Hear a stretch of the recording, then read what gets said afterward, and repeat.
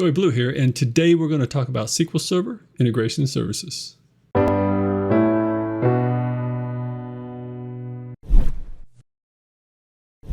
Okay, we're going to start with an overview of the training today. We're going to do a quick introduction to ETL. What does ETL mean? What does SSIS mean? How do these fit into our training today? We're going to cover the prerequisites of what you need installed if you want to follow along and actually participate in this training. We're going to do a setup of all the databases, all the Excel files and things. We can get those from GitHub. Then we're actually going to jump in and do initial ETL. This is when we'll actually get into the tool. If you don't want to look at the prerequisites, if you don't want to do the setup, if you want to get right into the SSIS, this is where you'll want to jump to. We'll get that initial ETL done. Then we're going to do some transformations on it and extend it. Then we'll talk a little bit about what control flow is, how that's used. We'll start parameterizing and using parameters. Then we're going to take our example here and we're going to publish it out to SQL Server. Once we get it published out there, we have to configure the server. We're going to schedule it on a daily schedule so it can be automated. And then we're going to jump back and we're going to do a little more advanced API call. So what is the definition of ETL? So first of all, ETL stands for extract, transform, and load. And really when we're talking about ETL, we're talking about moving data from one place to another. So the source of your data can be like a SQL Server. It can be Excel. It can be flat files. Flat files, they're like just text files, maybe comma separated or tab separated. They can be XML files. You can have lots of different data sources. So you're going to extract that data from the file, from the other servers. Then there's usually some operation we need to do against the data. And that can be a data conversion, a lookup, but we call those transformations. Then finally, after we've transformed it, we can load it into the final destination. So really, we're picking data up from one spot and putting it into another spot. So we're taking it from point A, putting it into point B. So ETL, it can be kind of a generic term. A lot of people get hung up on the fact that, do I have to extract, transform, and load? Do I have to do it in that order? And you do not have to do it in that order. It's really based off of your requirements, performance. Some people can transform and then extract. Some people extract, load it to the destination, then they transform it. There's lots of different orders you can do this. But in general, we're picking data up from one spot and we're putting it into another spot. Most of the time you do that to enrich it, maybe for performance, for some different reasons. So that's ETL. There are different tools to help you, assist you in ETL. One is the one we're going to talk about today, which is SQL Server Integration Services. The abbreviation is SSIS. I'll refer to it as SSIS. There's other tools. Informatica, it's a more pricey tool. I don't know if it's as popular as it used to be. We have AWS Glue, that's a cloud solution. Azure Data Factory is another cloud solution. The Azure one is Microsoft. Then we have an open source, Talend. We have some more personal ETL tools, which is like Alteryx, but that's a pricey tool. And then we have Power Query, which comes with Power BI. It's also in Excel. Both of those can do some lightweight transformations. That Power Query is free with your Power BI. It comes with Excel, and so that's another free option. And I guess I haven't even mentioned that SQL Server Integration Services just comes with SQL Server. And since it comes with SQL Server free, if you have a SQL Server license, you can use it. If you want to use it for personal reasons, you can just install SQL Server Developer Edition. And then you can move data, because I mean, really, ETL, we're talking about moving data. You can move data with any programming language, Python, C#. And so you can really use all kinds of tools to move data. The thing about ETL tools is they assist you, they give you a graphical interface, that they help you and make it faster and easier to move. And so we're going to use SSIS in this training. Just a real quick overview of the SSIS development process. you're going to develop on your Windows desktop PC. So this is not a cloud solution. This is not a web-based solution. You need Visual Studio 2022, and then you need this SSIS projects, the Integration Services project type. And then you do all your development and testing on that PC inside of Visual Studio. And then once you're done with your development, you can publish that up to SQL Server so you can schedule it, manage it. It can do its logging and all kinds of stuff. So that is the SSIS development process. Now, if you want to follow along, there's going to be some prerequisites. We need to install Visual Studio 2022 Community Edition. You can install other Visual Studios if you already have them. Along with it, though, we need the SSIS project extension. We also need a SQL Server where we can pull data from and we can insert data into.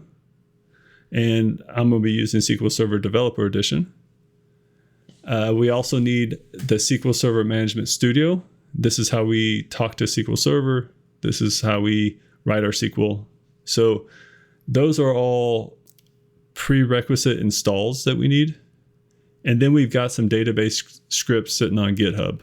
So let me jump out real quick to that GitHub and show you a few things there.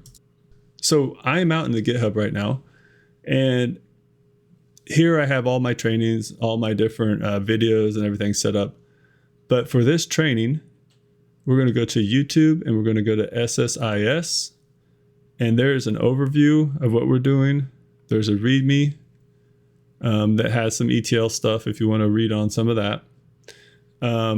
But mainly, we're going to have to go over here to this data sets. Inside of this data sets, we're going to create a database. We're going to create some tables and set up our source data that we need in order to do this example. One other thing I want to show you is this YouTube video links. In here, we have this installation series. The installation series, you can find these are all YouTube links.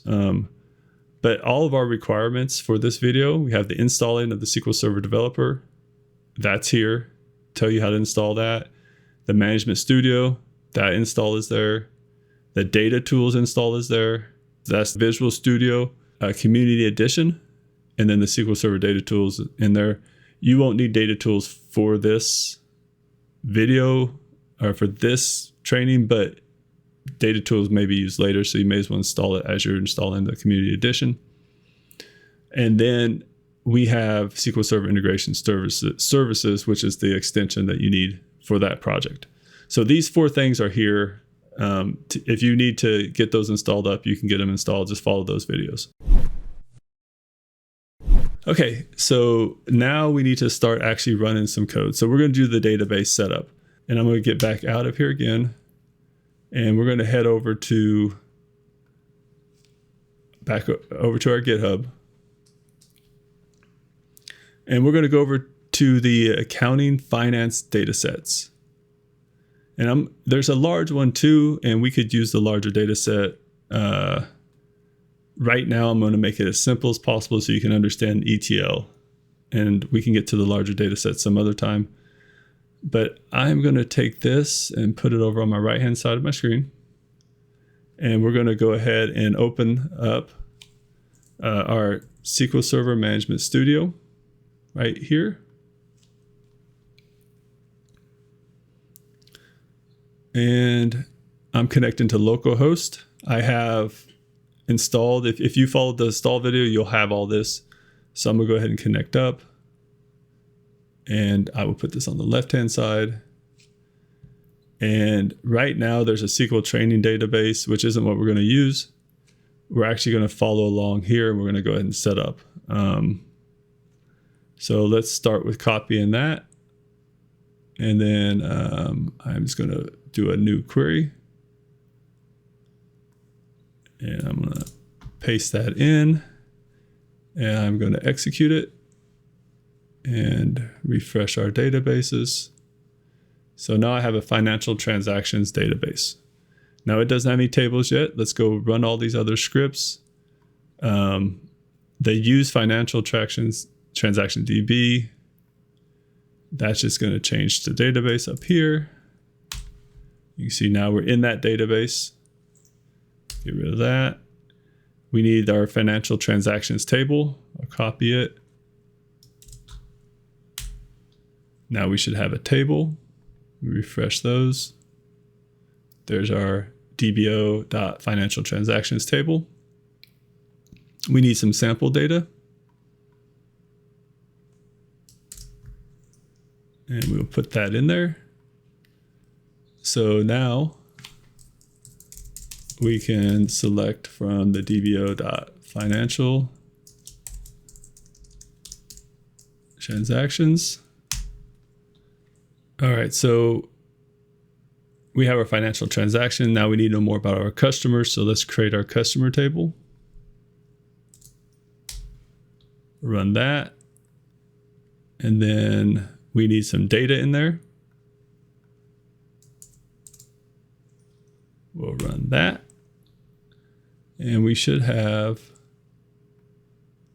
our two tables, customer details and our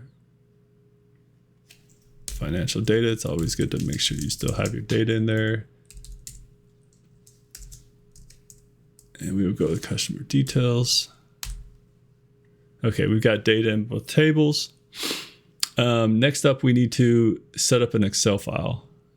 So we're going to get Excel open. And we're going to paste that data in. So let me put this on the left-hand side. I'm just going to grab the data right here. And I'm just going to say paste as text. And I'm going to save it. And let's go more options.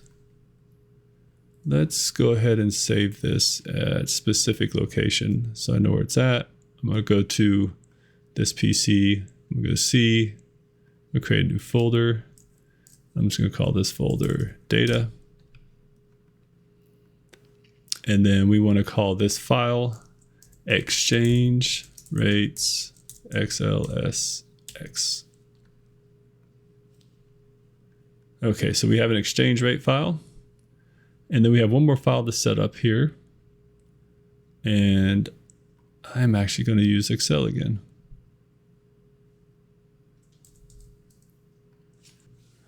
So I'm just going to copy, paste, and now I've got that data. Then I'm going to do a file, save as, and we need to go to the CSV. There's two CSVs in here. I don't want the UTF-8. I think I want this one here. And we're going to call it suppliers.csv. And I don't want to save it in this spot. You can see I already have one here. Let's go to our data folder. And we'll put it right there.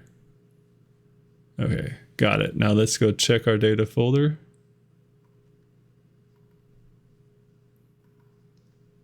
And I've got our two files. The business has customer purchase data in their local currency, but needs that data converted and needs the customer contact information with it. So the purchase data is in the SQL Server, the currency conversion data is in Excel, and the customer contact information is in a CSV file. So let's just double check all that information. So we have the customer details, and then we also have the financial transactions. And so both of those are in the SQL Server. And then we just created both of these files. Let's look at exchange rates again. Now we're actually looking at the data to see what we have. So we have the from currency, USD, euros, and GBP, and the currency we want to convert to, and the rate to convert it. USD to USD is just one because it's already there.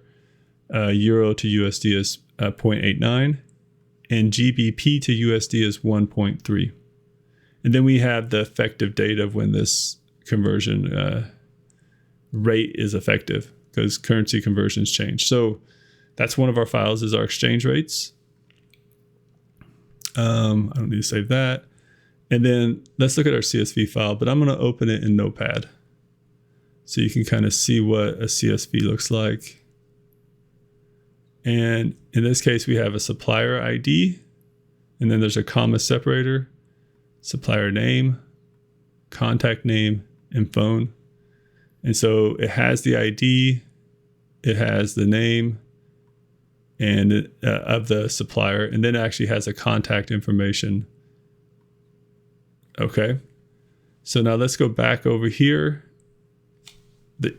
Your task, or our task, is to bring this data together in a new SQL Server database for the business.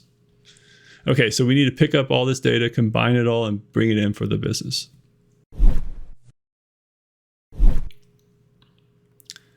All right, let's do our initial ETL then. So now it's time to open Visual Studio. And we've got Visual Studio 2022. And we are going to create a new project. And we're going to create an Integration Services project. And so I'm there, and I'm going to go ahead and hit Next. And let's go ahead and call this Financial Data Warehouse. Create. Okay, so I'm going to minimize that thing. And we are in Visual Studio now. And we need to talk about some of the different places that you see up here. So if you've worked in Visual Studio before, Solution Explorer will be familiar with you. The Solution Explorer is where it holds all of the projects that you're working on within a single solution. So what you're seeing here is the top level, we have a solution called Financial Data Warehouse, and then we have a project called Financial Data Warehouse. You can have multiple projects inside of a single solution. In this case, we only have one project in the solution. Now, since we picked Integration Services Project as the type of project, we have very specific folders here. We have a project parameters folder. We have a connection manager folder. We have SSIS packages. And then we have these other ones, package parts, miscellaneous, linked Azure resources. I have not used those. The ones I normally use are these top three. So that's what we're going to use today. In here, you'll notice they already created a package for you. DTSX is Data Transformation Services X. So it's kind of like in Excel, XLS, and then they put X on it. So it used to be XLS, and they put X. SSIS, they used to have a thing called Data Transformation Services back in the day, and they went to SSIS and they put an X on the file extension. So that's why it's DTSX. This package here, it's already open. If it's not, you can double click on it, and it's in the middle here. So this is your package designer in the middle. So if you had multiple packages in this project, you could open each of them over here in the middle as your designer. In the designer, you have a control flow, you have a data flow, you have parameters, you have event handlers, and you have package explorer. We're going to start in the control flow area. But before we start, you also have connection managers down here at the bottom. And then on the left-hand side, there's an SSIS toolbox. If you don't see that toolbox, under extensions, under SSIS, there's the SSIS toolbox. So that's how you would open it if you don't see it there. Now let's go ahead and start building an ETL flow. So we're going to start in the control flow tab. And on the left-hand side here, we're going to grab the data flow task. This data flow task we can rename. And so I'll just call it, I guess we'll go get the customer transactions. And then if you double click on it, it'll take you into the actual data flow. And here it tells you the data flow task. So if you had multiples, you get a select here. Now, once we're in the data flow task, this is where we actually move data. So we need to connect up to a source, either like as you can see over here, we have an Excel source, we have a flat file source, and OLADB source. Those are the main ones that I use. Let's go ahead and grab the OLADB. And we're just going to, once we drug it onto this here, we're going to double click. And we need to create a connection. Right now we don't have any, so we're going to go ahead and hit new. And then we're in the configuration of the OLADB connection manager. We're going to go new again. And we're going to just hit OK there. And we need to pick the provider. Now we're going to pull data from our SQL Server. And so we have two different providers here. We have Microsoft OLADB Provider for SQL Server, and we have Microsoft OLADB Driver for SQL Server. The driver is the newest one, and the provider is an old one. And provider will still work with some older SQL servers and things, but we're going to use driver. So I click on driver, I hit OK. And now it's using the OLADB driver for SQL Server. And in the server name, I'm going to put localhost. And if this connects up, then you can come to your initial catalog down here and you can pick the database you want. And so we want the financial transactions database. Now, this was able to log in with my current user because it used Windows NT integrated security. You can also use a SQL Server account here, in which case you would put in the SQL Server username and password. But that's why it got in. So let's test the connection. And it says the test succeeded. So I'll hit OK. And I'll hit OK. Now I have a connection. And it gave itself a name. I'll just hit OK on it. And now we picked the connection. You can see there's a connection manager down here. We're going to change that here in the future, not so distant future, to be actually a connection for the whole project. But right now I want to get you started. So let's go grab a table. We have two tables. I'm just going to get the financial transactions. And so from there, if I click on columns, it already knows what columns are available. And then I'll just hit OK. And now I have an OLADB source, but we don't know what it is. So for best practice, we want to actually name it. So it's called financial _ transactions.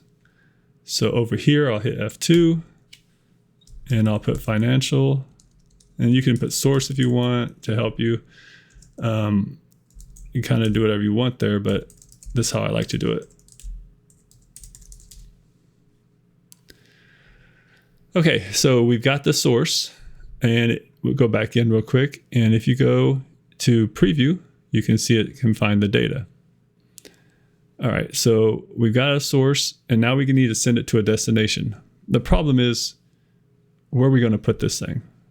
So we need to go back over to our SQL Server and create a table for it. And I'm also going to pull up our GitHub again. And we want to put this into a database called Financial Data Warehouse. So I need to create that database.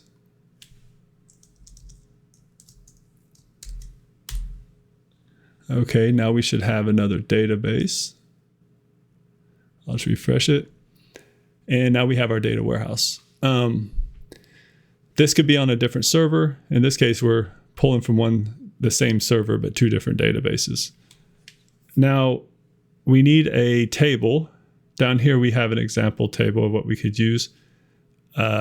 First off, I don't want to use that just yet. What I want to do is come back over to our transaction database. I just want to move this table over.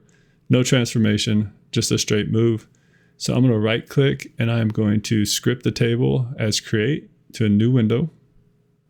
And I've got this table now, but what I want to do is run it against our data warehouse.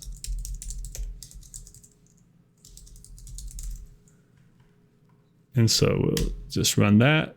Now over here in our financial data warehouse, we should see our new financial transactions. Now we have a table, exact same schema or exact same format as the table from our transactions DB. So let's go ahead and hook up to that and run some data in.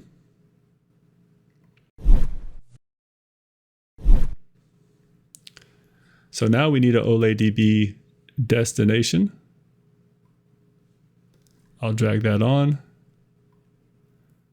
And I'll go ahead and hook this line to it. So the data, this is actually, since we're in a data flow, the data travels on this path. Now it's not going to do anything. It's just going to insert when it gets over here. So let's hook up this destination. We already have our connection manager.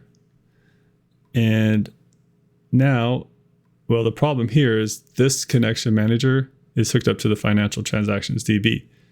So we're going to need a new connection. At this point, let's create one more. We're going to do the same thing we did before with the driver. And we're going to say localhost. But this time I'm going to pick our data warehouse. Hit OK, OK. And now we're hooked up to the data warehouse. I'm going to pick the financial transactions table. And there's some settings here where you can lock tables, check constraints. You can figure out how many batches you want, stuff like that. We don't have enough data to matter. So right now, we're going to leave those alone. We're going to hit the mappings. And the mappings now talk about the source column. So the input columns here are coming from the original source table. The destination are the columns for our destination table. Since they have the exact same column names, they match up just fine. And so we're going 1-to-1 on those. And we're just going to hit OK. And I need to name this thing. So F2, we'll call it destination. And we'll call this, again, financial transactions. And for clarity, you can also put the database on there. So we could say data warehouse, something like that. So you can name these to make sure they make sense for somebody reading them.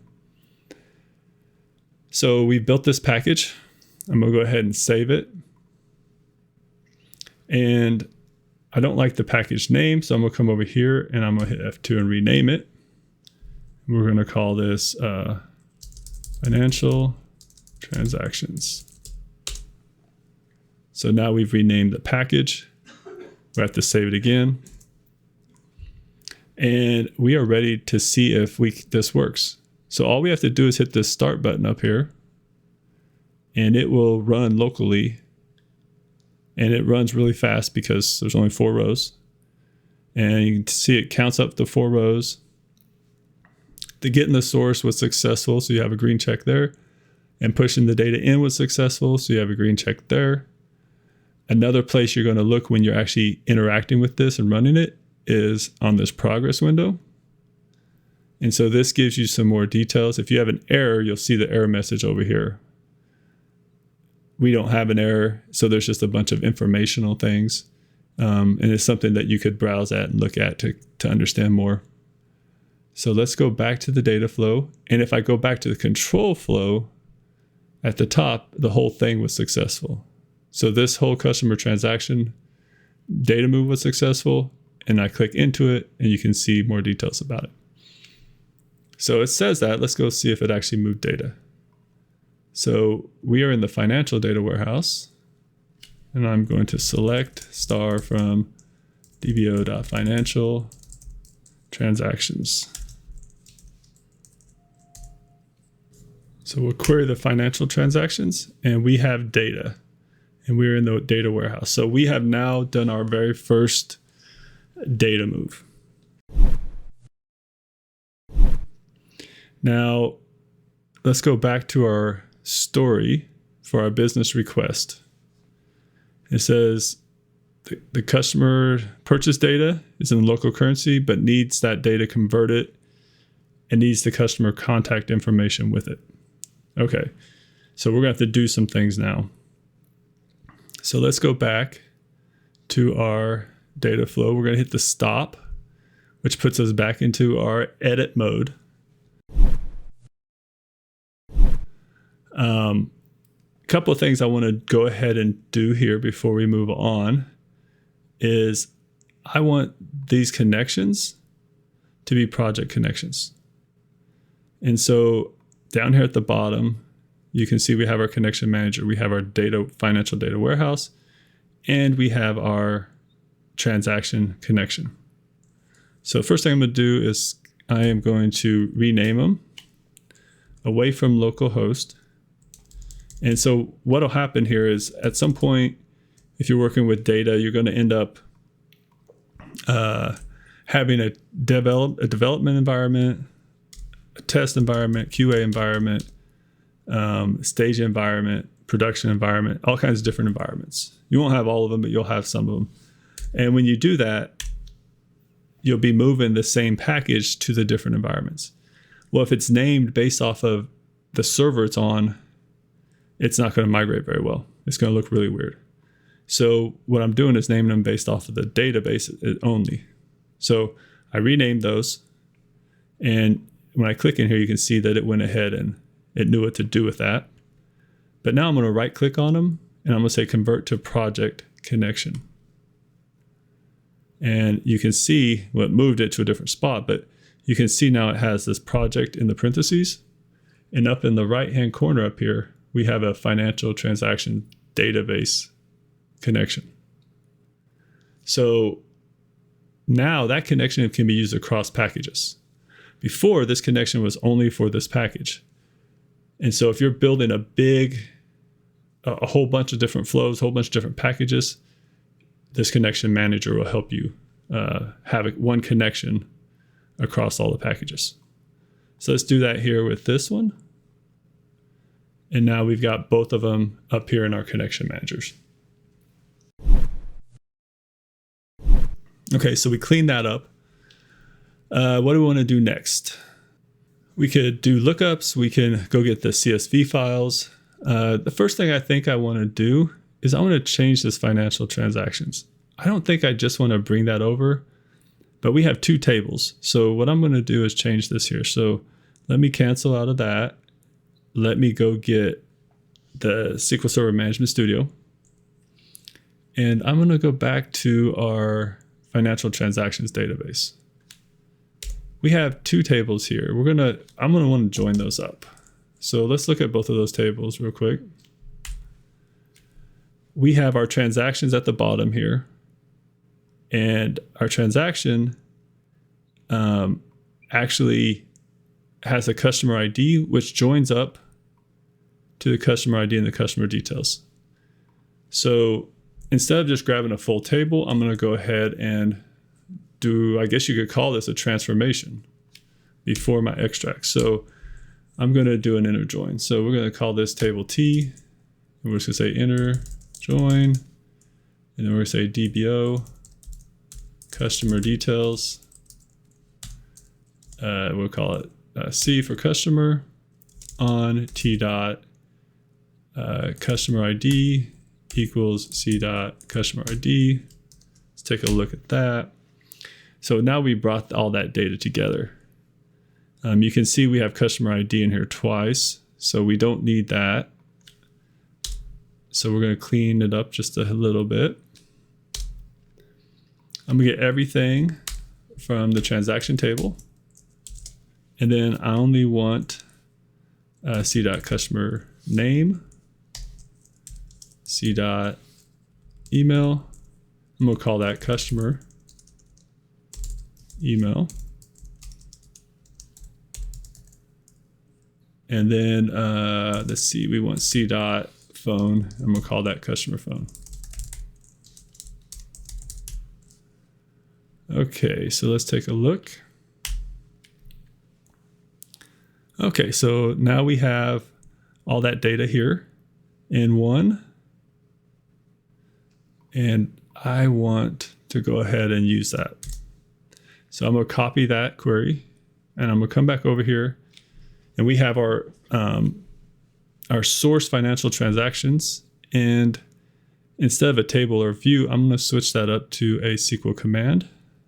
I'll paste that command in here. And let's go ahead and preview it. And you can see we get the same results we had from our Management Studio. So let's close that. Go to our columns. We're going to have more columns here. Hit OK. And now we're bringing in more data.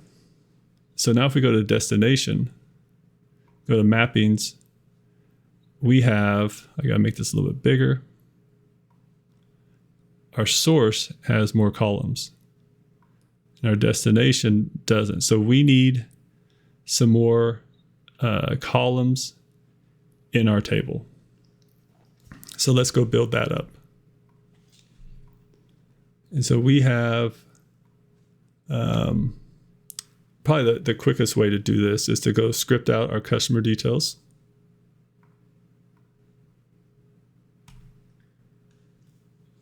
And I'm going to grab these two things right there.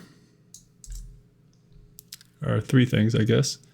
I'm going to head back over to our warehouse. And I'm going to alter dbo.financial transactions. And I'm going to add those columns.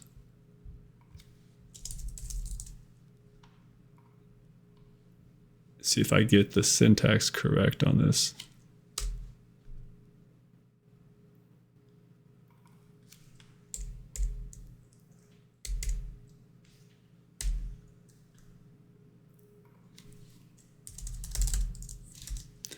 I'm going to go ahead and put the names there.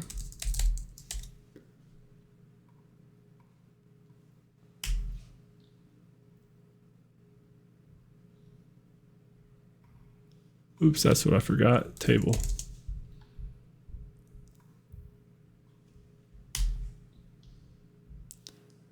Okay, so now if we come back over, we've altered that table. I'll close that, come back in. And now we can add those in. There's two ways to add more stuff in. We can do the mapping by dragging. And so we want the customer name. I'm going to drag it over to the customer name. And that works.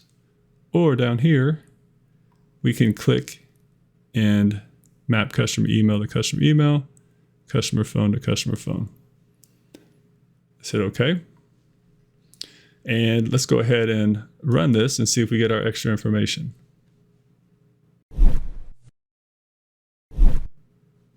Okay, this failed. So we pulled 4 rows through, we got a red X. We need to see what happened on the failure. We come back over to this progress tab and we'll see what this error is. So one thing about this is you cannot read these. So you right click, copy the message text, go to OneNote, and then paste it in. And on my OneNote, I need to word wrap. Okay, so it says we have a primary key constraint violation. And so why would we have that? Well, let's go back over here and let's look at financial transactions. Our transaction ID is our primary key. Let's go back here and make sure of that.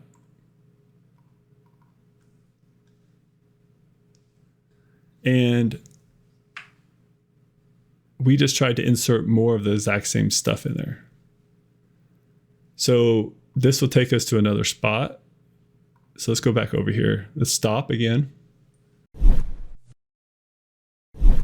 And what we need to do is truncate our destination table before we tried to load more data into it, because we were trying to load the same records that we've already loaded. So let's go back to control flow.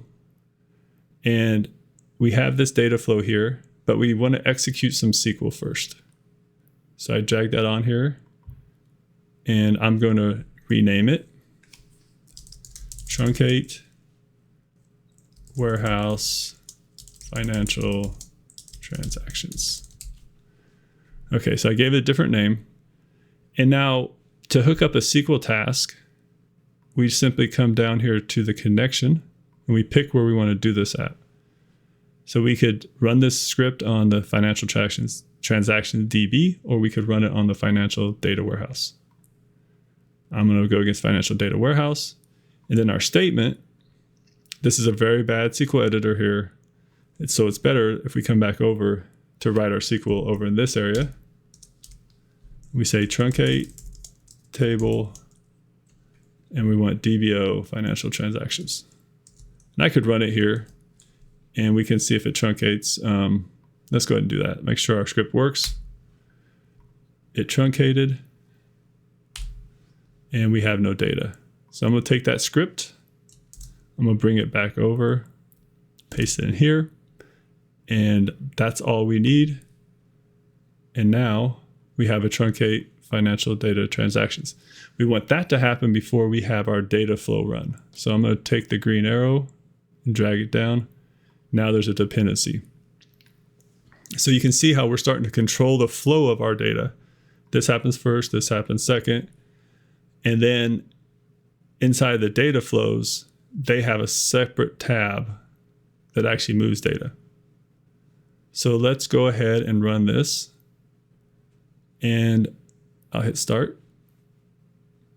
So it ran here, it ran this, and we've got some data. So let's go back over and look at our table. Now we have new customer name, customer email, customer phone picked up. And so we've used a table to bring data through, and we've used now a join, a SQL statement, as a source to bring data through. Let's go ahead and import from our flat files. And so let's go back over here. We'll hit stop again. Now we have some decisions to make. Do we want to just do lookups to those files on the fly, which we can do? And so if you remember the two files we have our exchange rates and our suppliers. So we still need to join up.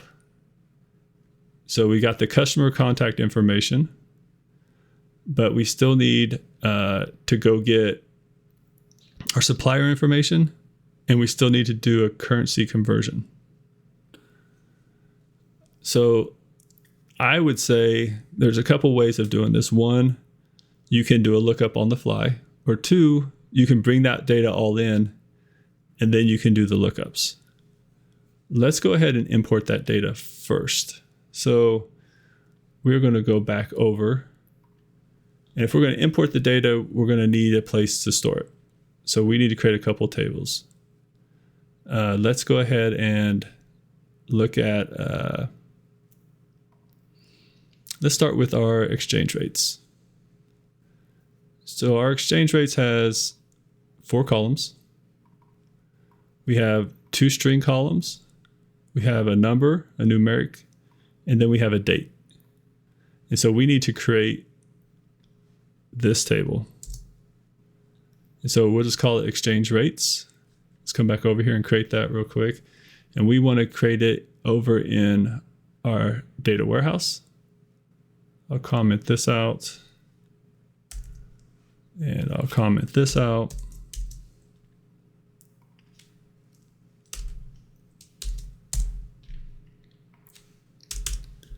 Okay, so we're going to create a new table, dbo dot exchange rates, and we need these different columns.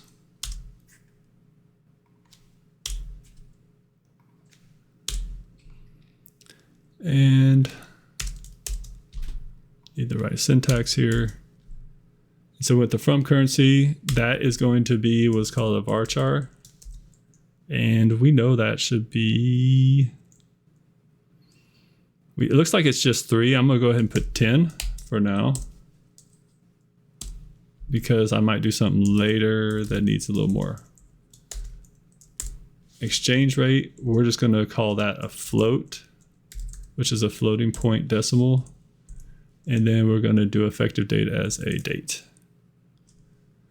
Okay, so now we've got our exchange rates. Let's go ahead and create the other one right now while we're sitting here. Okay, so this is our supplier table. What did we call that thing? Oops.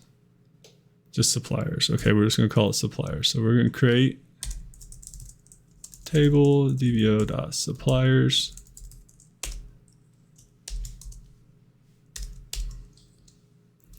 I need my columns.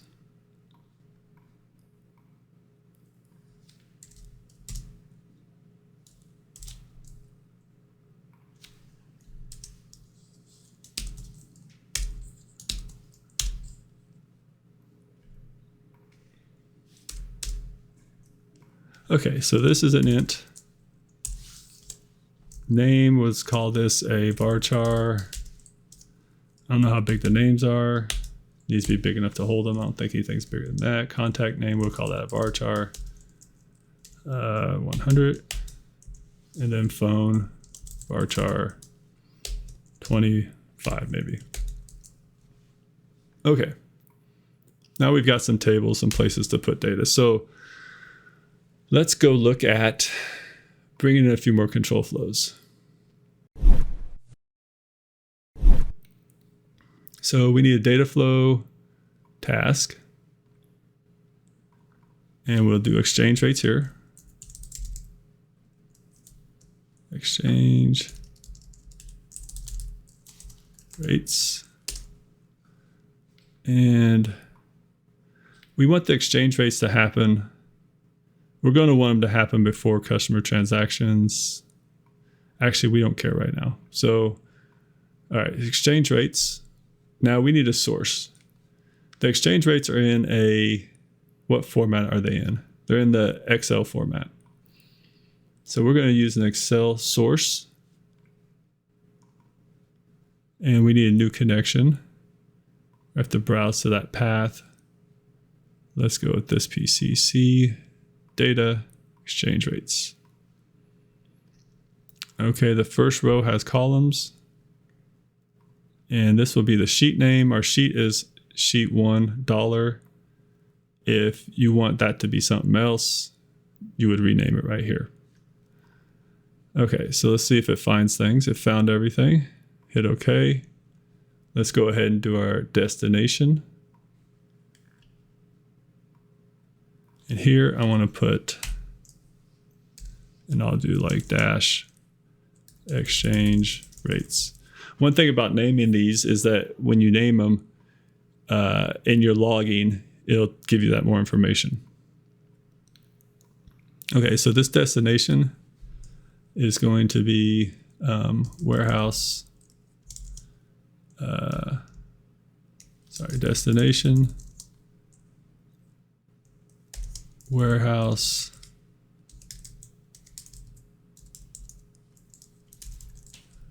exchange rates. Okay. And so we'll go in. We already have that connection, so we're good there. We'll pick the table, exchange rates, go to mappings, and everything's mapped because the names are the same. Okay, so now we're in one of our first issues. The currency cannot convert between Unicode and non-Unicode. So when it comes from Excel, it's Unicode. And then I call the table varchars instead of in varchars. So now it doesn't know how to convert. So two ways of fixing this. One, we can use a conversion. And so over here, on our transformations, we look for data conversion. And we can convert those. Let's go ahead and do that. The other way is if we went down back to our table, recreated it with in varchar. And so that would work also. But we're learning SSIS, so let's do this. So we're going to come here. I deleted that link. Now I want the data to flow through this data conversion. And our input column, we're going to do from currency. And output, it says Unicode, but I don't want Unicode. I want an actual string. And then it's got a name.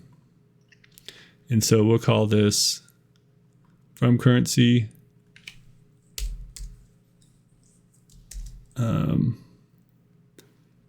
And I'll just say varchar because that's kind of what we're at. We're going to do the same thing with to currency. And we're going to change it to a string.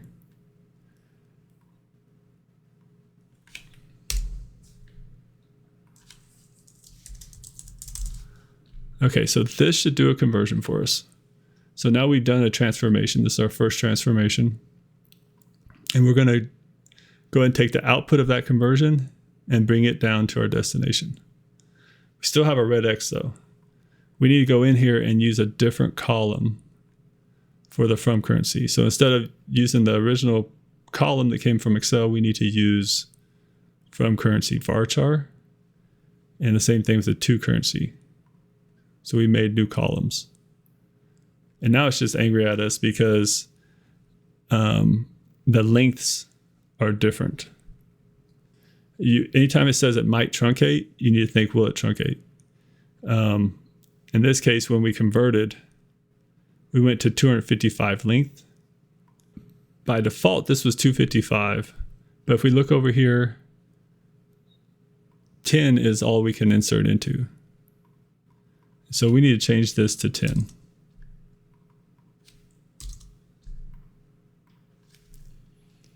And now our little truncation went away.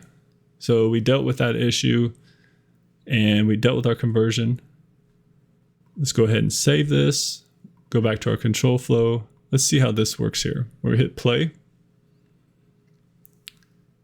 And we truncated our financial transactions, ran the transaction data in, and we ran our exchange rates in. So if you look, it had 3 rows. It converted, it still had 3 rows. And we went to our destination. So let's go back over here and let's look at our financial transactions. We still have our 4 rows there, but now we have another table and we have exchange rates. Now we have exchange rates in our database. And now we have one more. Let's go ahead and put it in. We're going to use a similar flow, back to control flow. We're going to add our data flow task. And we're going to add in our vendors. Is that what it was? What's the name of our thing? Suppliers.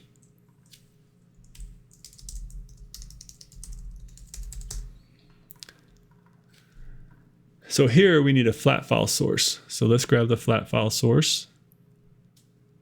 And let's give it a name. Suppliers. We'll come in, we need a new connection. And we're going to go and find this thing again.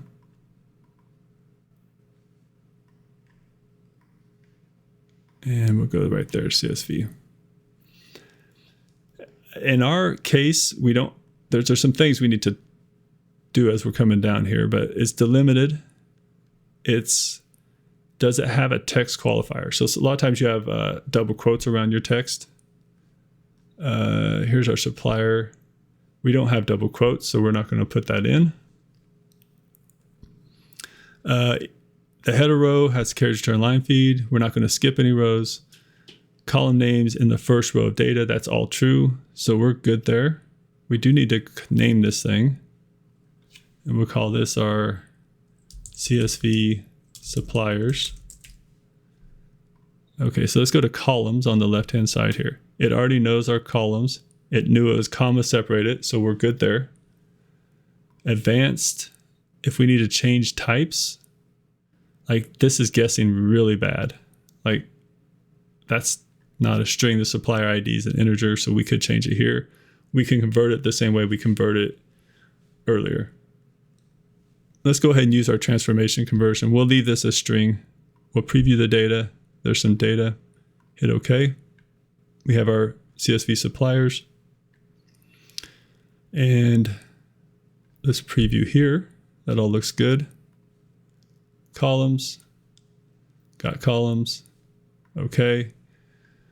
And we need to send this to our output. So we need our OLADB destination. We'll put that in here. And our destination is going to be destination. And we'll call this thing warehouse suppliers. All right, so double click on that thing. And we're going to go to the supplier table, mappings. Everything's mapped. And we do have a truncation alert because the phone number came in with a length of 50 and it is it only allows 25. So we'll want to, let's go ahead and clear that out. So we'll take this line, click on it, delete it, go grab the data conversion again. And what do we want to do in here? We want to take the phone and we'll call it phone 25. And we want this to be 25. Hit OK. Drag this in and go change our mapping for phone to use the phone 25. And now we've got rid of our warning. We could have ran that way. It's just a warning, and at some point it may just truncate. I see a lot of packages that do that. Okay, so I think we're ready there. Let's save it. I did notice that I don't like this Excel connection manager. I want to rename that thing. And so I'm going to say Excel, and this was exchange rates. Okay, so that's done. We'll go back to control flow. I'm going to run this. Okay, exchange rates loaded, suppliers did not. What happened here? So in order to see the error, we have to go to the progress over here. And cannot open the data file suppliers CSV. And do I have that open? I do. So here's an issue. Whenever Excel opens a file at CSV, I see this actually in customers a lot. They have to be really careful because people will go troubleshoot some of their CSV imports and they'll open them and they'll stay locked. And then your scheduled jobs will not run. So you have to close these Excel files. Okay. I don't need to save it anymore. It's already been saved. I'll go ahead and close exchange rates. And notice that I have this open in Notepad, but that doesn't matter. And so let's go rerun this again. So I hit stop and I'll hit start. And now we've opened it up. So now it's run 3 rows in. Let's go look at our data. So I will comment out these.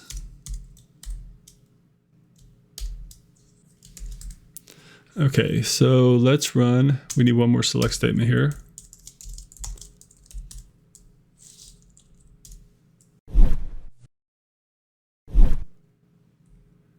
I'll run all 3 of those. Okay, so our financial transactions looks good. Our exchange rates are messed up. We kind of have a problem here.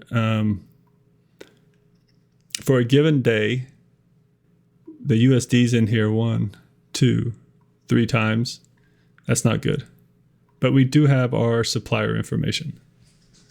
So what happened here is there's a couple of things. One, we could put referential integrity checks or some kind of constraint on the database to make sure that there's a uniqueness of from currency to currency and effective date. That should be a unique row for us. And then it would have failed and not inserted. But since we don't have that uniqueness constraint, it went ahead and inserted, and now we have the same data repeated. So we have duplicates in there. We could do that. I don't think I want to do that just yet. What I want to do is go ahead and finish out our control flow. And we need a couple more truncates in here before we load. We're just going to say we're truncating and loading each of these each day. So I'm going to take, and now I'm just going to Control C a copy, and then Control V. And I've got another one of these, Control V, I've got another one of these. So you can drag them on, or once you have them, you can start copying and pasting them. So what I want to do is truncate exchange rates. And I want to truncate suppliers.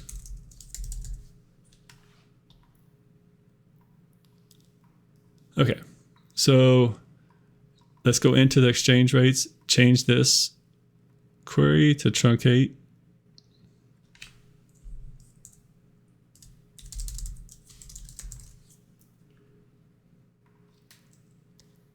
Okay, truncate suppliers.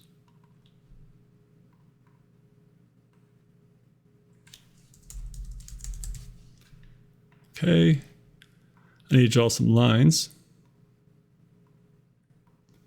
All right, so you can tell, so we are in the control flow tab now, and we're controlling how all these data flows happen. Okay, let's see what happens when we do this. I'll hit start. It's going to run so fast it's going to be hard to see, but each of these truncates start at the same time, and so you had 3 threads of stuff running. If you go into the data flows, we can look at, we're on the suppliers. We can click and go to exchange rates. We can click and go to customer transactions, and they all ran just fine. We come back over to our management studio. We can run, and now we're down to the right amount of rows. Okay, so we're getting very close here. Next up, what we need to do is, what they want is they actually want the currency conversion. So we have a transaction amount here, and we need to convert that amount all to USD. So we need a to amount, or amount in USD, and we need, well, the currency is all going to be USD for that. So what we need is amount underscore USD in this, and we need to populate it. So let's go ahead and alter our table again. So we're alter table, DBO dot financial transactions, and we need to add amount underscore USD, and it will be a float.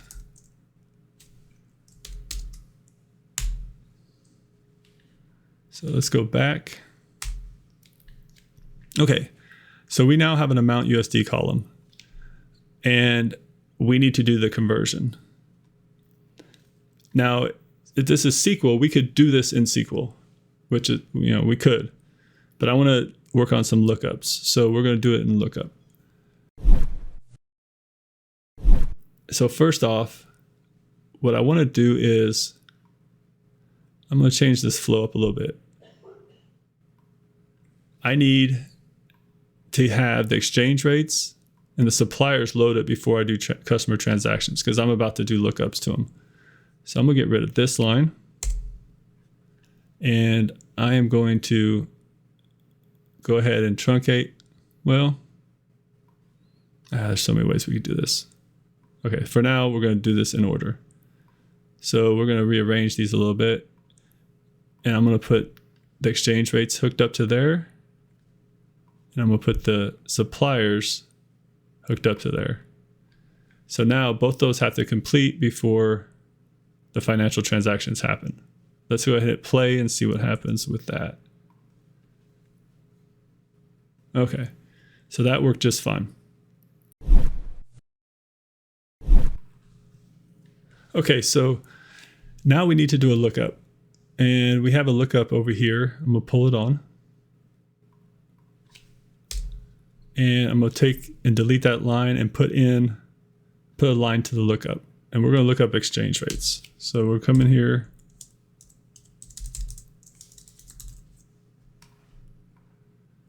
And I'm going to double click on that. And we are going to,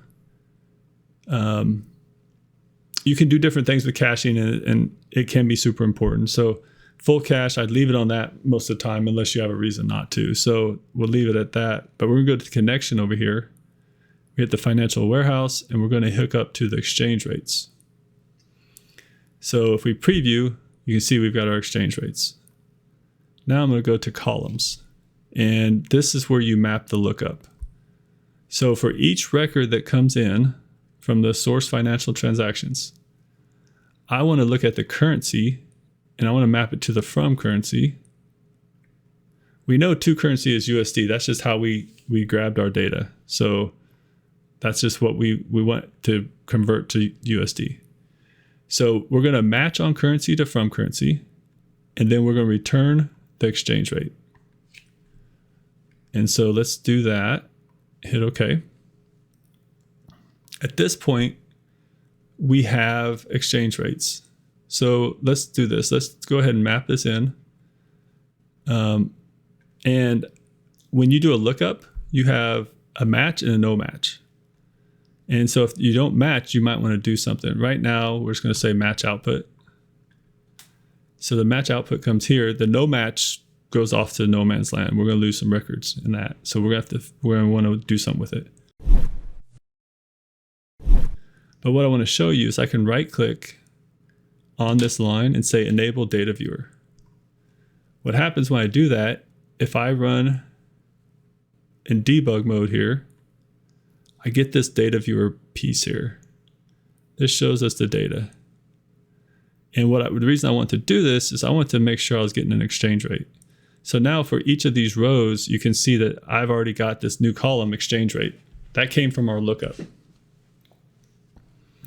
And so that's good news. But we don't have anywhere to insert that. All we want is the actual amount. We don't care about the exchange rate per se. So you can hit play and it'll go and give you the next batch. Or you can hit the little X and it'll complete the load. I'm going to turn that off for now. So disable data viewer. And I'm going to get rid of, let's hit stop. And let's get rid of this line. Now that I've got the exchange rate, you know what? Let's go ahead and handle non-matches. So if we don't get a match, we're just going to convert at 1. And so I'm going to go ahead and do a derived column. We'll put it right here. This means we're going to create a column out of thin air here. And I'm going to take the lookup to this, and I'm going to say no match. So if it does not match, we're going to head over here to the derived column. And I'm going to rename this to no exchange rate. Okay, so we didn't get an exchange rate. We come in here and we're going to make a new column. I'm going to give it the exact same column name as what comes out of the lookup. So exchange rate. The only thing I'm going to do though is I'm going to put 1. So we're going to have a 1 conversion on this. So let's do that. Hit OK. And now we have matches coming out of the exchange rate, and we have no matches coming out of the exchange rate. Each of those, it's row by row. A row is either a match or it's a no match. Now we need to bring those rows back together into a full set of rows. And so we're going to do that with a union all. Okay.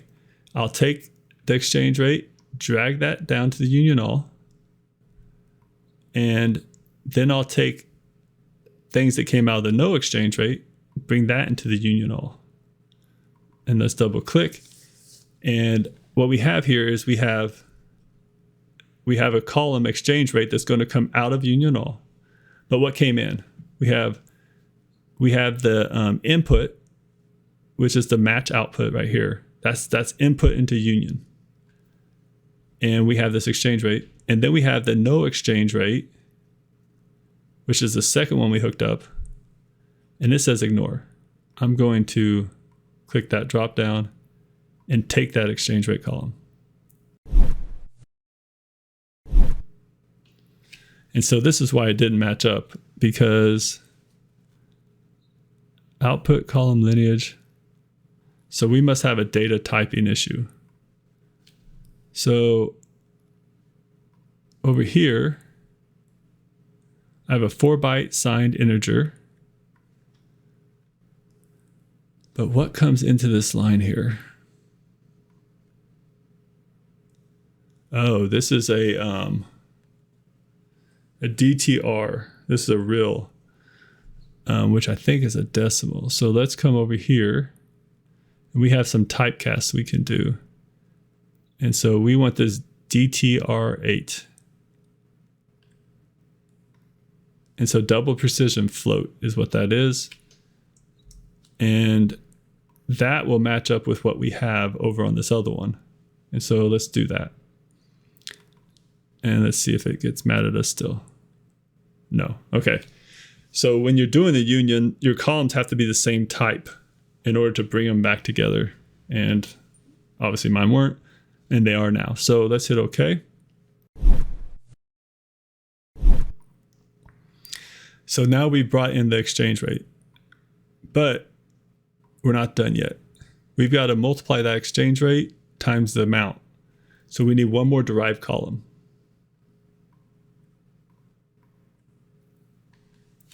I'll go ahead and call this create amount USD. And so in here, we're going to do some math.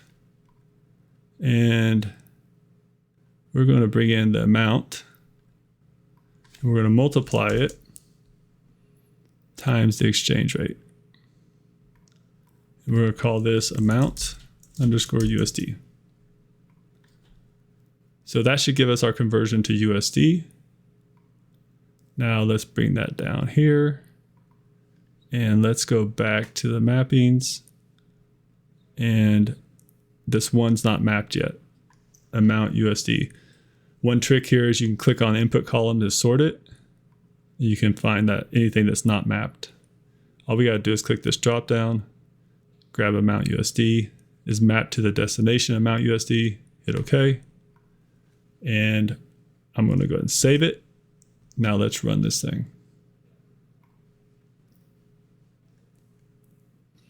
Okay, we took the path.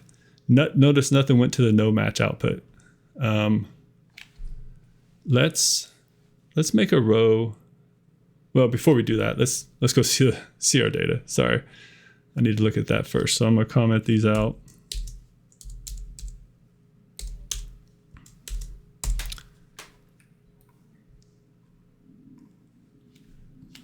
Okay, so you can see we have an amount USD.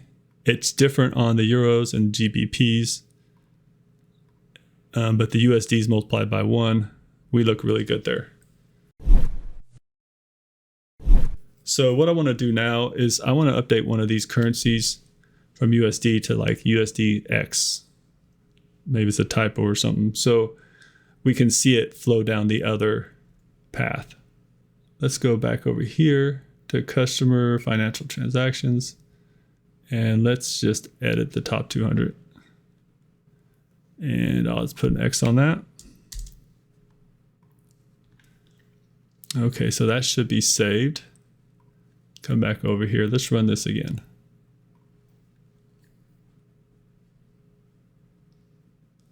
Ooh, it did not like something. Okay, so I did not set that right. Let's go back. I think I know what I did. If we go into the settings here, specify how to handle rows that have no matching entries. What failed component. So we have one now that doesn't match, and it actually failed the component. That's what it said to do. Well, we want to redirect that to no match output.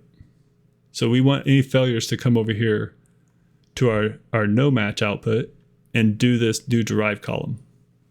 Let's run again. There we go. So our 3 rows went down this one path. Our 1 row went down the other path. Let's go look at our data.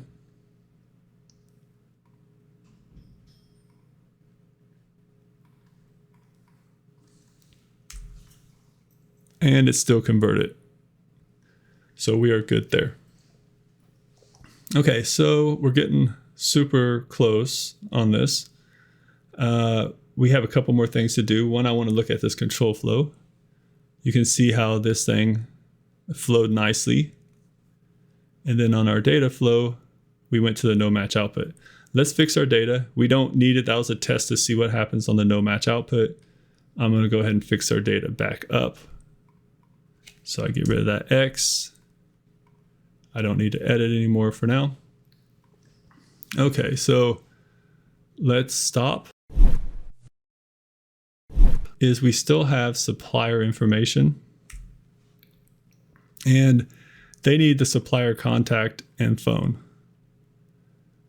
And what do we have right now? We don't have the supplier. We have the customer contact and phone. We need the supplier. So we need to add a couple more columns. Let's do that.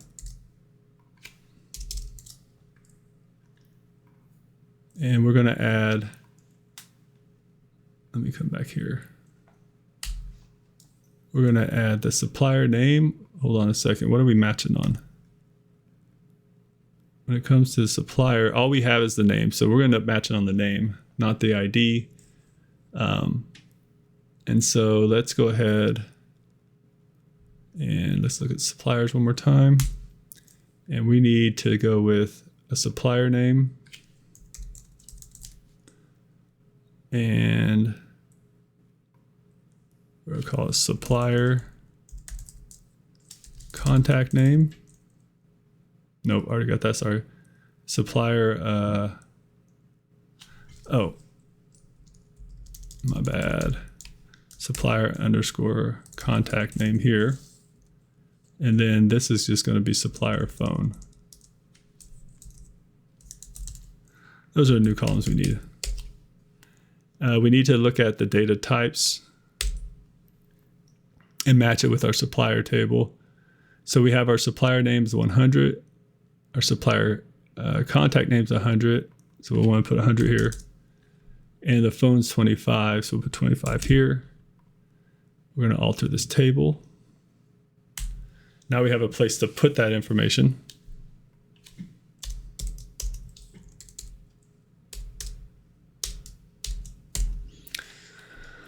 I commented that out. Let's look at that table now. So we should have 2 more columns. And we're all good there. So let's go back and we're going to do another lookup. So we've got the new USD amount. Delete that line. Grab a lookup. And in this lookup, we're going to look up the supplier. And we're in connection. We're going to go to suppliers, columns, and we said we need to match by supplier name. And then we want to bring back both the contact name and the phone. And we're going to call them something else. We're going to call it supplier contact name and supplier phone. Okay, so now, in this case, if we don't get one, I don't care. I don't want to fail it because we're matching on name. We might not get it. So I'm just going to ignore the failure. That means the row will still come through. Look up match output.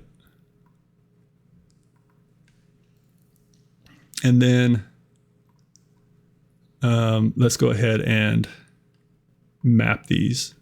Supplier contact name, supplier phone. Okay. We'll save it and run it. That ran through. Let's go see what happens here. Not there. We want to run this. And now we have supplier contact information. So we're really working through this. We just have, a couple things. I want to show you some error handling, and then we've got to go publish this thing out. And so what I want to do, let's go back over to our package. And I want to, if we don't actually have a match, I want to send those off to a flat file so that we can look at those rows. So we're going to go just a little farther here. I'm going to show you one more type of transformation, and then I want to split. So we're going to play with this one here. So we're going to multicast. So multicast allows you to take, we're going to use the lookup match output. It allows you to take the supplier, like in this case, it allows you to take your data flow, each row, and you're going to send it off in two directions. So we're going to do that because we want one of the directions of this multicast to do what we were doing before. We're going to load our destination, but we want the other one to head over here to, now we want the conditional split, and we want the other one to come over here. And if we don't have, what's the condition here? We want, if we don't have a supplier contact name. So if the supplier contact name is null, so we're going to put that in there. So basically, if it's empty, and there's different ways we could do this. I'm just showing you some different transformations here.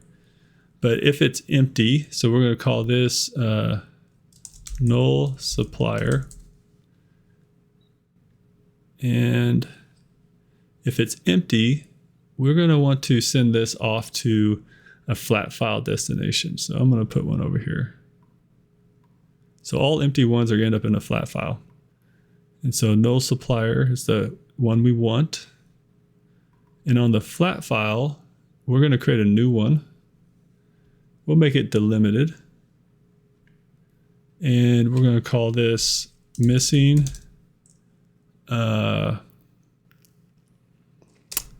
supplier.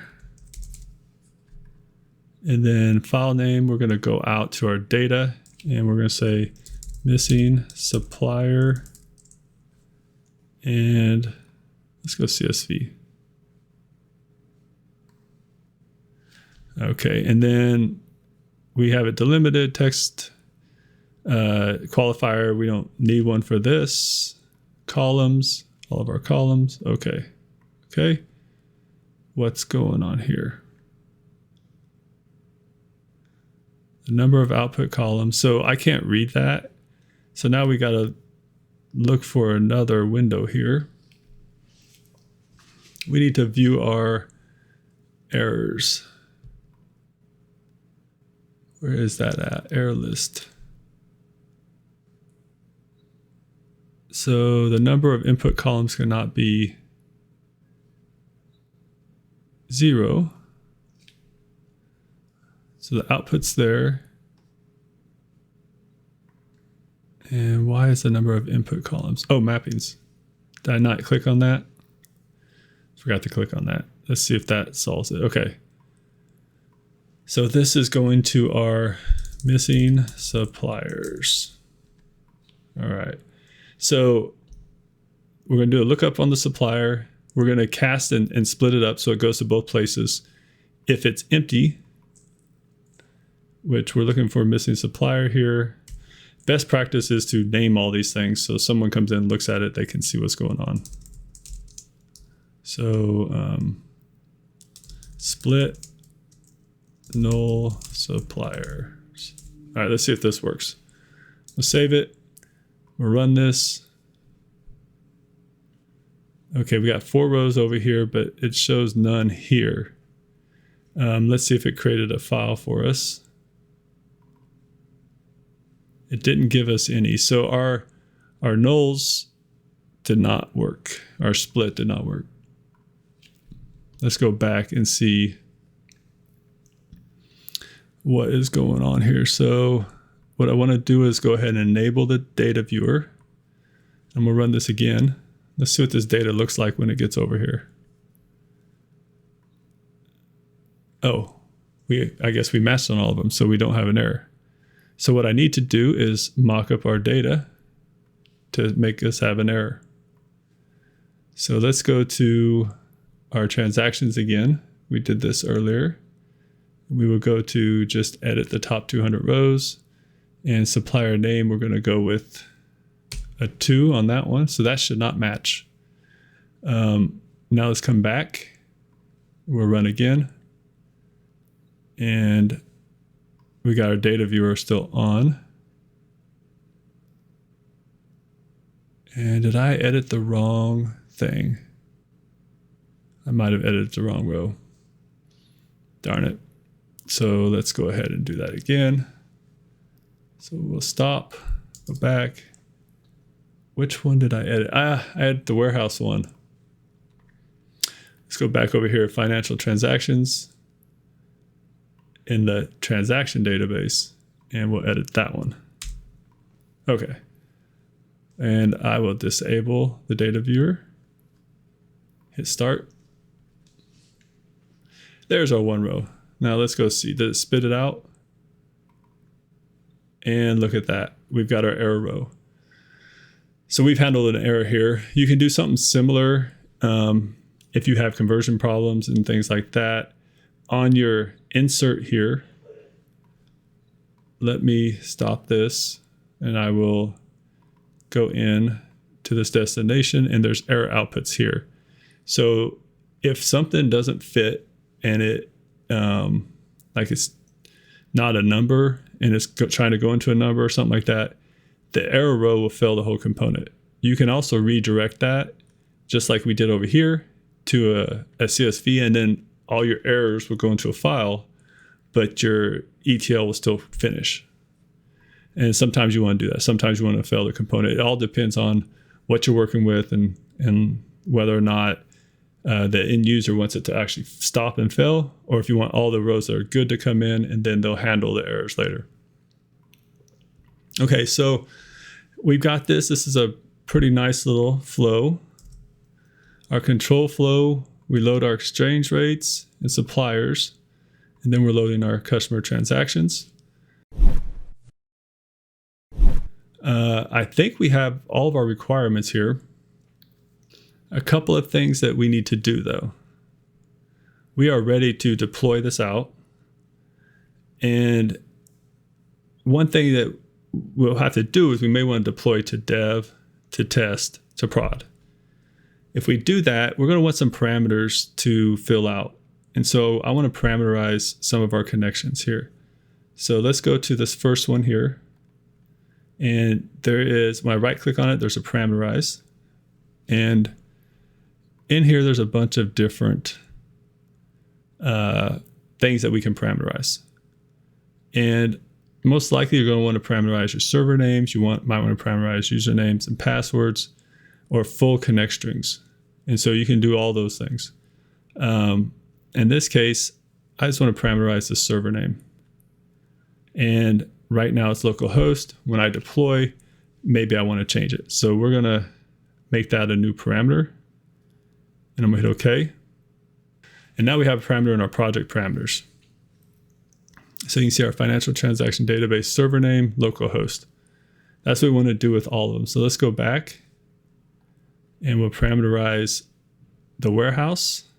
Again, we're going to do the server name. It says create new parameter. Okay. Excel, we're going to parameterize that one.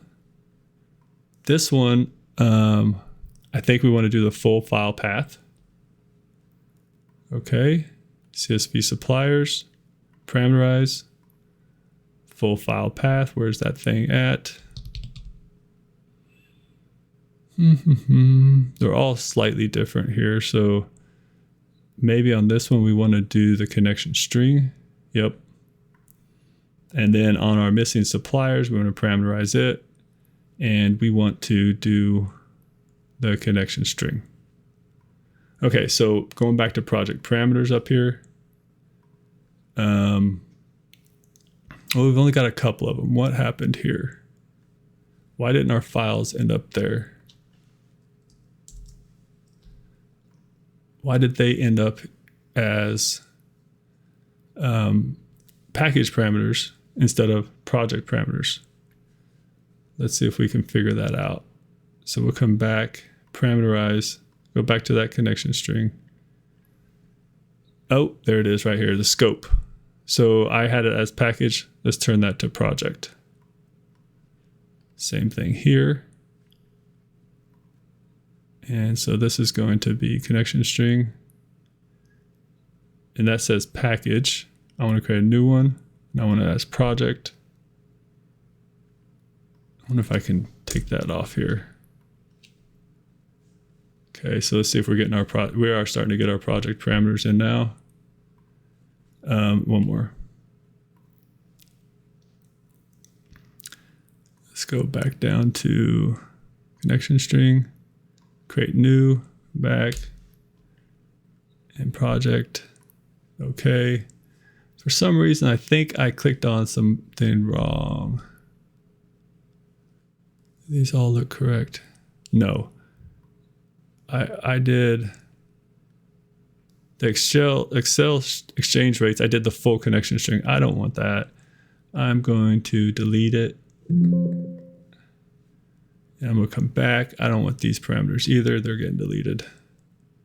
Delete, delete, delete. Okay. So let's go back here and let's go with the Excel exchange rates. And I wanted the server name. Connection string. Nope, server name.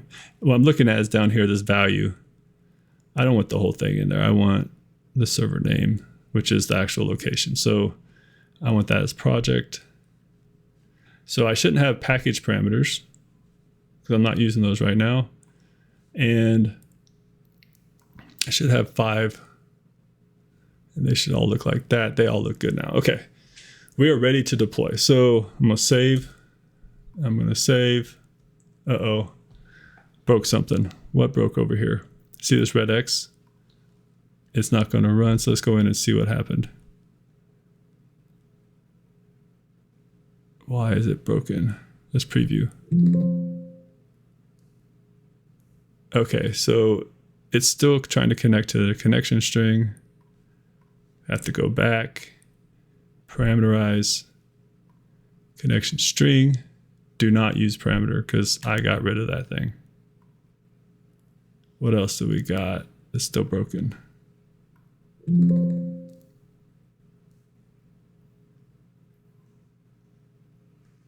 Package Excel file path. Oh my gosh. I completely trashed this thing.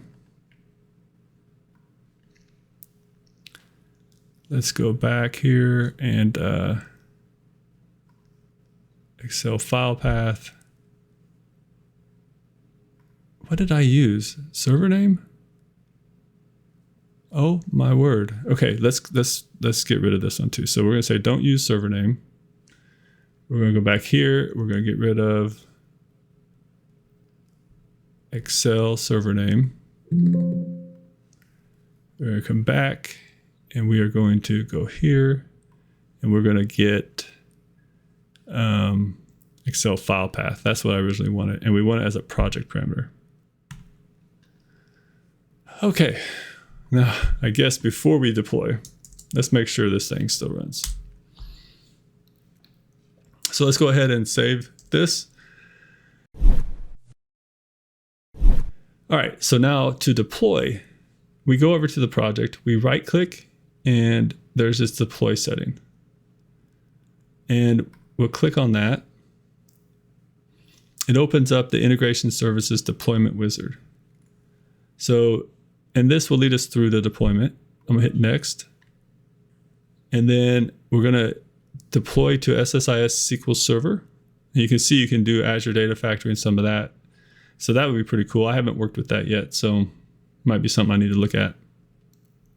We'll go next. Our server name is still localhost right now. We're going to authenticate with Windows Authentication. And so I have to connect. And then on our path, we're going to browse. So I don't have an SSISDB catalog. Okay, so let's go see if we can figure out how to create this catalog. So I'm going to come over to the Integration Services Catalog. I'm going to right click, create catalog. And we're going through a catalog wizard. So it says we have to have CLR integration turned on, enable automatic execution of integration stored procedures at startup. I'm okay with that. I don't care. The catalog protects data using encryption. I don't know if I need encryption on this. Let's see if I can do it without creating it, without the password. Okay, it needs a password. So I'll put a password in. Okay. All right, we've got an SSISDB. I missed that step in a prior video, but it is there now. Let's see if we can browse. And we're in new folder. What do we want to call our project here? It is called Financial Data Warehouse. So we will make a folder called that. And I'm going to hit OK. So this is going to deploy out to the Financial Data Warehouse and localhost server. Next. And deploy. And we have deployed. So let's go back over to our SQL Server. Let's refresh. And we have our project, and there is our package. So we have deployed it. You can almost stop there, but there's a couple things we're going to want to do to make this kind of enterprise ready. So I want to make sure you guys know kind of all the pieces. So we're going to finish this up here. The first thing is we need environments. So this is where you would create like a prod, a dev, a test. I'm going to call this dev for my dev environment. Hit OK. Now I have a new environment. And this is where you configure stuff. So we'll go to properties and we'll go to variables. And we're going to have to configure all of our connections here. So we have 5 of those now. I'm going to also come over here to the, where do I want to go? Let's go to the top level. Properties. And that's not where I want to go. Let's go to the project. Yep, sorry. Project level. And configure. And here we have all of our variables. And so this is what was already in the package. As you deploy on servers, you may need to change these, especially the server names. Now you could have these files all on the C drive in the data folder of your server, but they could also be on a share location. And so what we want to do is create these exact same names here. And I'm going to put EV in front of them for environment so that we don't get confused. This is a string. And I want the same value for now. But the whole point of this is you might want a different value. I'm trying to make some room here. As you move up into your dev test and prod and stuff like that. So let's go to the next one. This is probably one of the more tedious things when you're deploying the first time. And these are all strings. And that value.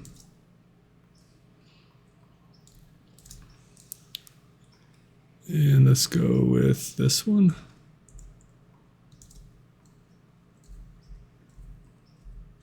String. And I'll just type localhost.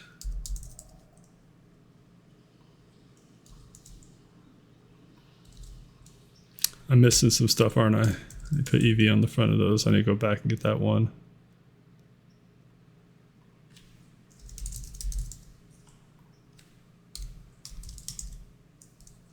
Oh, lost the thing. Put it in there. And then one more. String. And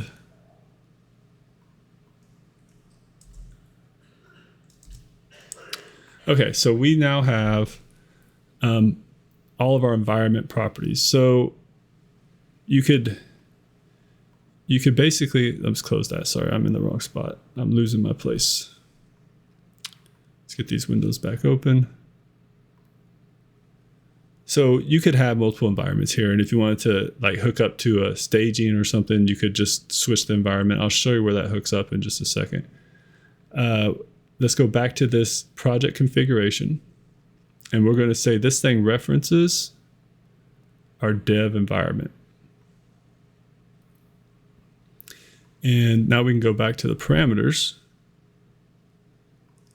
I know this is a little bit back and forth, but it's how it works here. So we're going to say this this parameter that came from our project goes to this environment variable. And that's why we put EV there, so we kind of know what is what.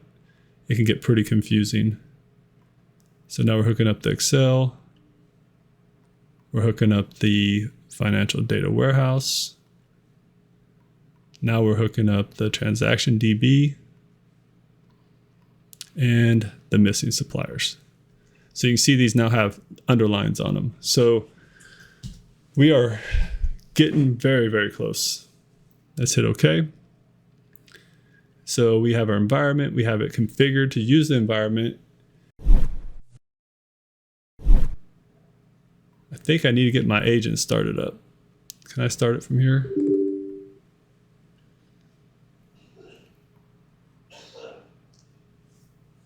Okay, my agent started up. So the agent is where all your jobs lived. So we have a couple of maintenance jobs, but we need a new job. So if we want to run this daily, we need to set it up to run. So we're going to say new job, and we're going to call this our financial data warehouse. And I guess I'm the owner. You can make that in a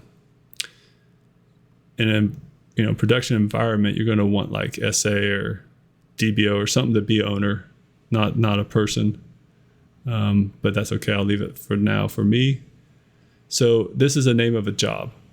So you can think of it like a cron job, a scheduler, or whatever. But we need to tell it what we want it to do. So the steps. First step is we want to run a new SSIS financial data warehouse. And let's see, we want to run a SQL Server Integration Services package. And we're going to run it as the agent account.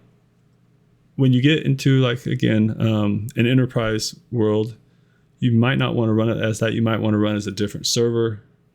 In that case, you need to set up a credential. And the credentials are set up over here in the security. And then you need to have the proxy set up and everything. We're going to run it as a SQL Server agent. That should work just fine. I guess we'll find out. Okay, where's this package at? It's on the local host. And we hit the dots. We should be able to browse to it here. We're going to run financial transactions. And then we need to go to configuration. And all those are red. But if we click environment, it'll hook up to our dev environment and fill out. It already knows what to do there. So all is well. And nothing needed there. So we're going to hit OK. Now we have a step. We can stop there. So let's hit OK. And let's right click and let's start the job. Success. So there's a couple things we can look at. We can come back to the job and go to view history. We can see that it ran. It just had the one package it ran. That's excellent. You can see when it ran. Let's pull this out. Who was kicked off by it took 7 seconds. You can also go up to SQL Server Integration Services DB, right click on the project and go to reports and go to all executions. And this is where you're going to get, I'm going to expand this out now. You're going to get more information. So there's an overview that kind of shows you all the steps it went through. This is why we had to name all of our steps, because those show up. There's our truncates.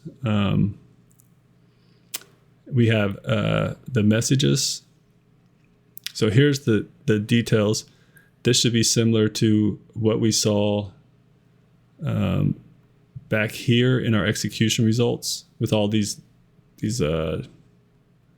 messages. So if we go back to this, we're going to have all the same messages. This is where you would troubleshoot when these things are running every night and you have a production issue. So you would troubleshoot these and see if you can find an issue there. Overview, then there's a performance report in here also, which it's only run once and took 1.734 seconds. So let's see, what else do we want here? You can set up alerts, operators, stuff like that.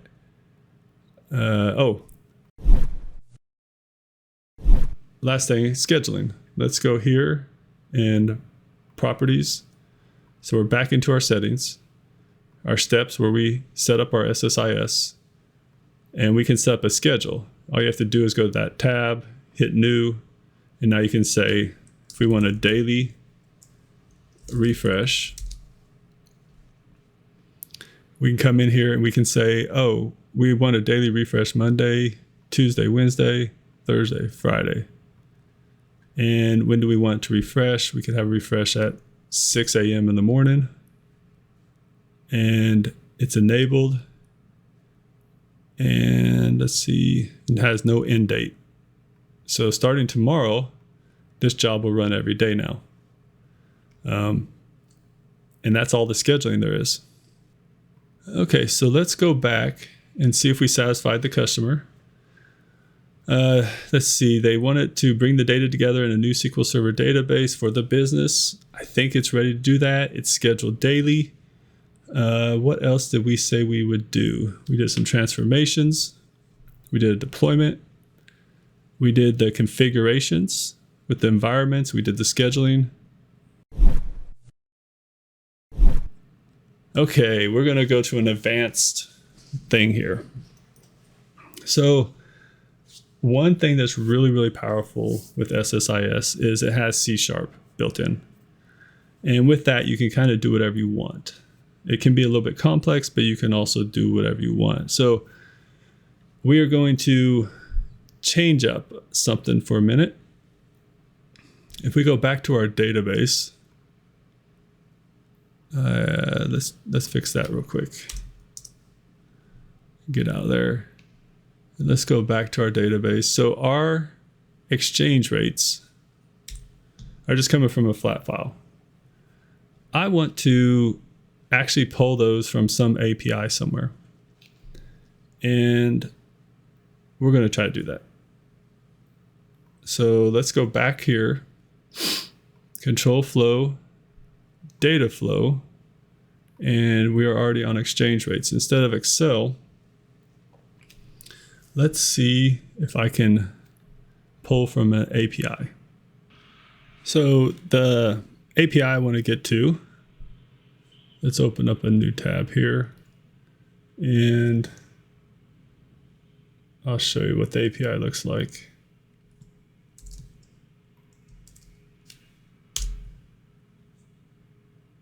Get rid of that. This API, we're asking for USD conversion, and we're asking for all the rates. So you can see there's a lot of different rates here. I should probably shout out to this place. Let's open this thing up by itself real quick. So this is exchange rate API. You can get a free key and everything there. But you can also just get a certain number of downloads. So I'm just using this as a test.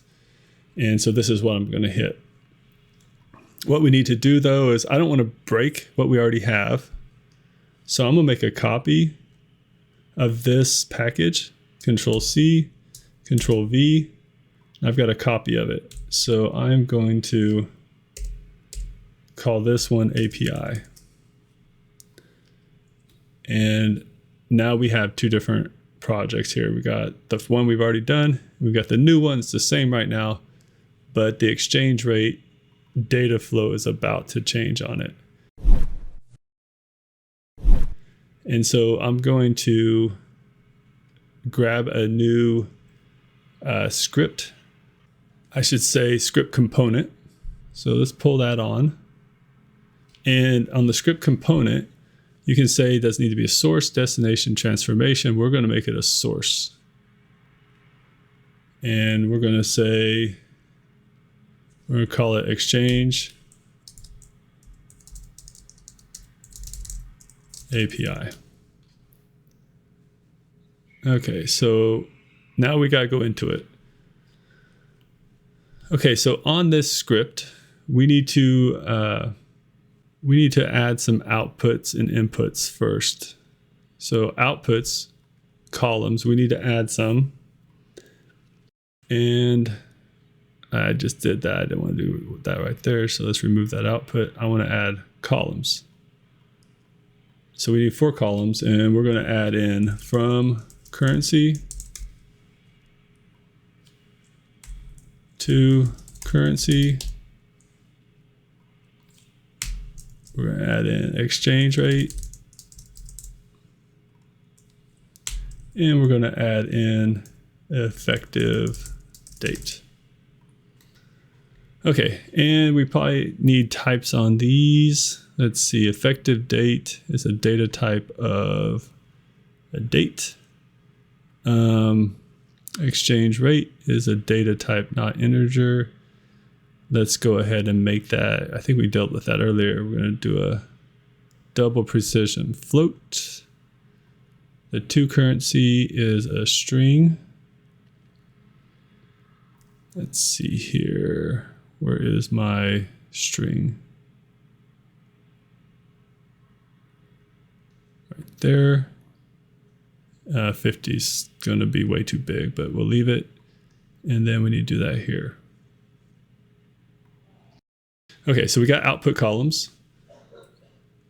And now let's go back to our script and we're going to edit it. So this is going to open a new window. And the new window is C# editor. And so you can see we have that here. I've already got a script ready. I'm going to start pasting in some sections here. So well, it looks like our namespaces are the same. So we just need to put our component in here. So we've got a new create output rows. We've got a little helper method. And so you can see here, like there's some pre-execute, post-execute, and here's the output rows. And so I'm going to drop in my code there. And let's see, my code does not have the same names. What did I call these things? Dot. Oh, I didn't capitalize them. To currency, exchange rate, and effective date. Okay, so let's make this a 2 double. And that means that needs to be a double 2. Okay, so I think we're all good here. I don't see any more errors at the bottom. And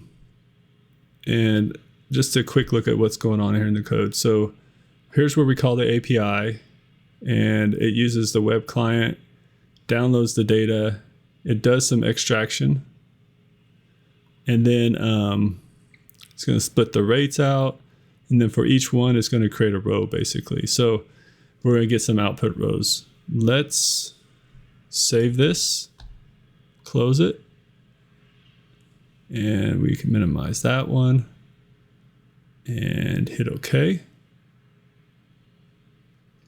And now we've got our Exchange API. I'm gonna get rid of this Excel one. And I'm gonna drag it in here. And what I wanna do is take and enable data viewer, and let's run this thing. We got 162 rows from currency USD to currency. So we've got this backward at this point, and that's not good. Our from currency should be the other currencies, and our to currency should be the USD. So what we're going to do is just use that exchange rate and do a division to get the other direction. Let's do it. So let's stop this. We'll kill our data viewer.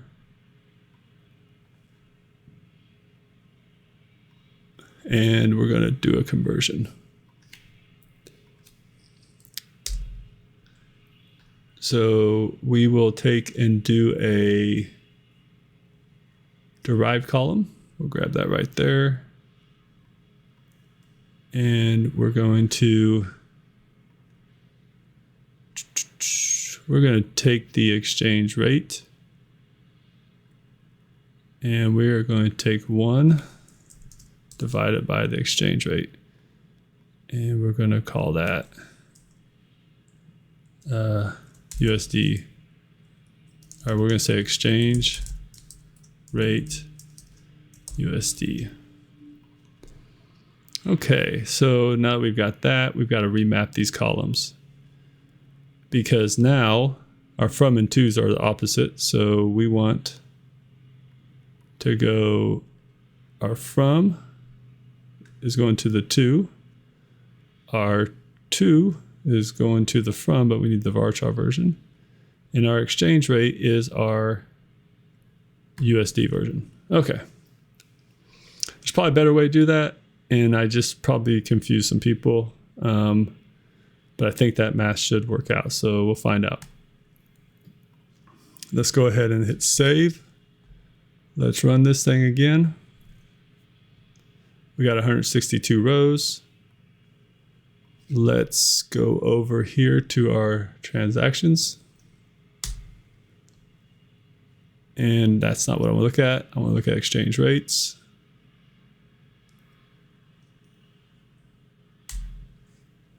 And you can see we have USD to USD, and we have all these other exchange rates. And it should include the euro somewhere in here.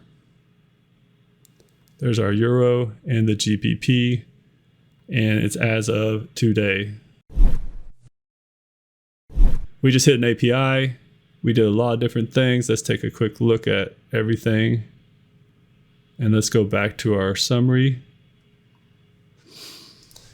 So let's see, we did our quick introduction of ETL. We did our prerequisites, our example setup from GitHub, initial ETL, transformations, control flow parameters, publishing, server configuration, scheduling, advanced API calls. I think we made it through a list of our things. This video ended up being quite a bit longer than I imagined, but I think we made it through all of them. As always, if you enjoy this video, please subscribe. We'll see you later.